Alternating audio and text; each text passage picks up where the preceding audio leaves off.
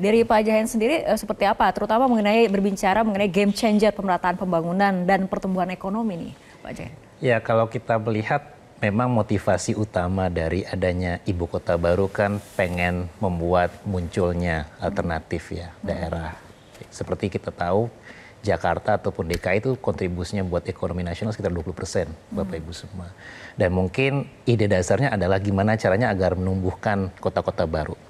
Nah, cuma pertanyaannya adalah apakah dengan tadi ada ibu kota baru itu mampu menjawab kebutuhan tadi? Ini kan masalah tadi Pak Prof Jo bilang apakah ada perencanaan yang matang gitu. Dan apakah ini menjawab sebuah kebutuhan tadi? Tadi kita mendengarkan ada KEK, ada MP3EI. Jadi memang sudah banyak inisiasi yang telah dilakukan oleh pemerintah walaupun pada proses pelaksanaannya masih banyak isu gitu. Dan tadi juga perlu dibahas memang kita butuh banyak pusat-pusat ekonomi baru karena itu kan source of economic growth tadi ya. Jakarta mungkin sudah cukup pesat perkembangannya dan mungkin kita butuh alternatif. Tapi mungkin jawabannya apakah dengan membuat ibu kota baru dengan segala plus minusnya saya rasa itu bukan menjadi salah satu jawaban. Mungkin yang kita bisa lakukan seperti studi LPM kita melihat memang KEK itu belum optimal.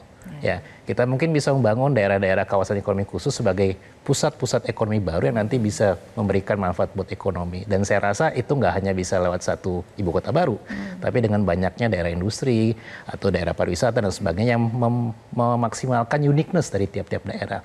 Dan ini kan nggak bisa by force ya, harus by nature dikembangkan dengan baik dan juga dibutuhkan surrounding area yang juga bisa support gitu. Jadi misalnya kalau pengen bangun daerah yang maju, kita juga harus memikirkan bagaimana sih kapasitas human capitalnya.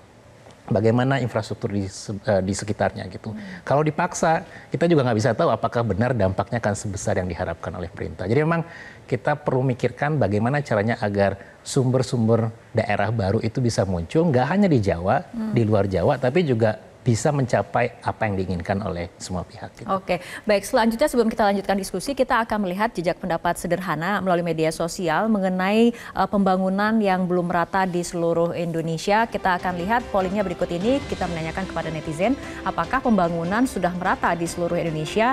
Dan 82% mengatakan belum merata. Responden artinya mayoritas menilai pembangunan belum merata di seluruh Indonesia. Ini adalah jejak pendapat sederhana ya melalui media sosial. Jelajahi cara baru mendapatkan informasi. Download Metro TV Extend sekarang.